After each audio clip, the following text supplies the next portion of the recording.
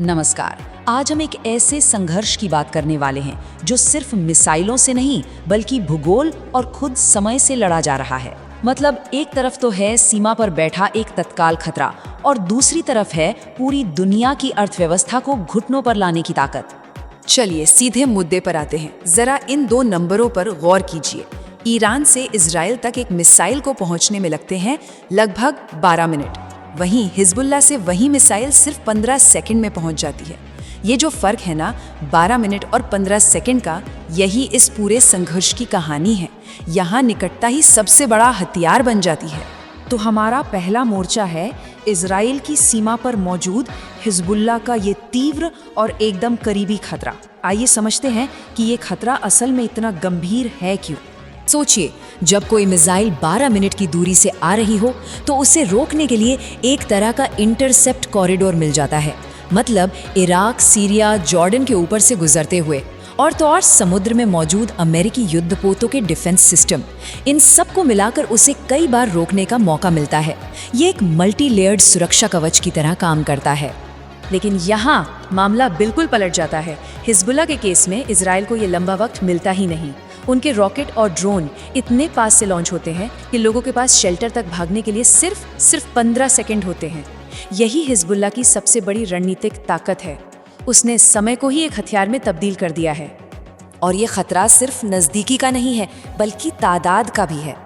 देखिए, संघर्ष से पहले अनुमान था कि हिजबुल्लाह के पास 1.5 लाख से ज़्यादा रॉकेट और मिसाइलें थी। आज भी इतने हमलों के बाद ये संख्या 25,000 से 1,30,000 के बीच मानी जाती है। इसके अलावा हज़ारों एंटी टैंक मिसाइलें और खुद ड्रोन बनाने की क्षमता। मतलब ये एक ऐसा ज़ख़ीरा है जो किसी भी एडवांस्ड डिफेंस सिस्टम पर एक साथ इतने हमले कर सकता है कि वो बेबस हो जाए। और यहीं पर इस संघर्ष का सबसे बड़ा विरोधाभास सामने आता है।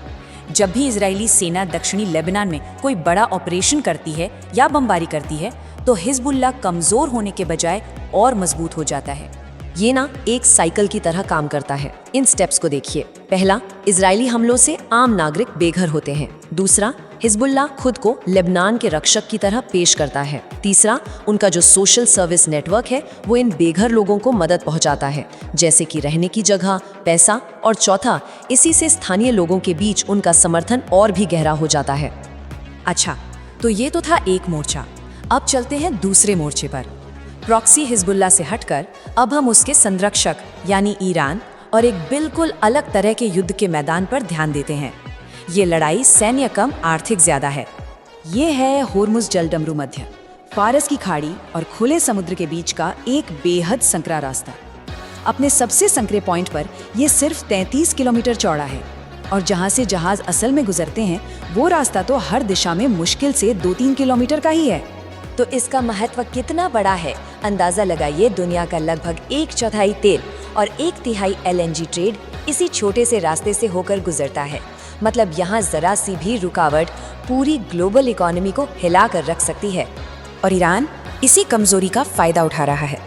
रिपोर्ट्स के मुताबिक ईरान ने धमकी दी है कि यहाँ से गुजरने वाले हर कमर्शियल जहाज को $2 मिलियन यानी लगभग 18 करोड़ रुपए का टोल देना होगा। अब ये अभी कोई कानून नहीं है बल्कि अमेरिकी प्रतिबंधों के जवाब में दिया गया एक रणनीतिक सिग्नल है। तो यहाँ सीधी सी बात यह है, ईरान जानता है कि वो मिलिट्री के मामले में अमेरिका का मुकाबला नहीं कर सकता, इसलिए वो भूगोल को हथियार बना रहा है। इस अहम चौक पॉइंट पर अपने कंट्रोल का इस्तेमाल करके वो एक पारंपरिक रूप से शक्तिशाली सैन्य ताकत के खिलाफ एक असममित यानी एसिमेट्रिक फायदा उठा रहा है।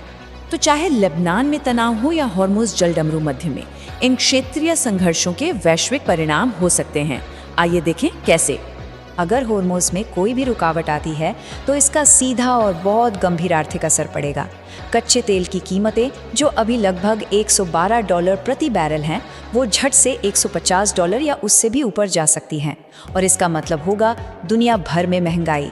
इस आर्थिक खतरे पर अमेरिका की प्रतिक्रिया भी उतनी ही सख्त रही है। डोनाल्ड ट्रंप ने तो साफ साफ धमकी दी थी कि अगर 48 घंटों के अंदर हॉर्मुज को पूरी तरह से नहीं खोला गया तो अमेरिका ईरान के पावर प्लांट्स को तबाह कर देगा और इसकी शुरुआत सबसे बड़े प्लांट से होगी। लेकिन ईरान भी चुप बैठने वालों में से नहीं है। ईरान ने ये संकेत दिया है कि अगर अमेरिका हमला करता है तो वो खाड़ी में अमेरिकी सहयोगियों के एनर्जी और पानी के प्लांट्स को निशाना बनाएगा। ये दिखाता है कि ये संघर्ष कितनी तेजी से एक बड़े युद्ध में बदल सकता है। तो अब इन दोनों मोर्चों को एक साथ रखकर देखते हैं।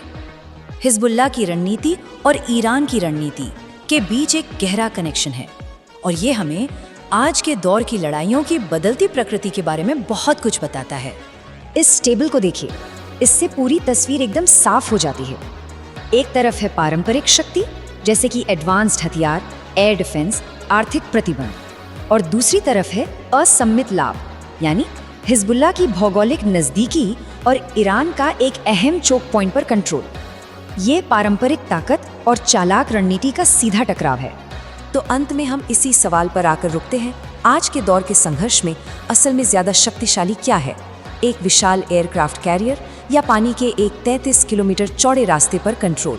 ये सवाल आज की जियोपॉलिटिक्स के बिल्कुल केंद्र में है।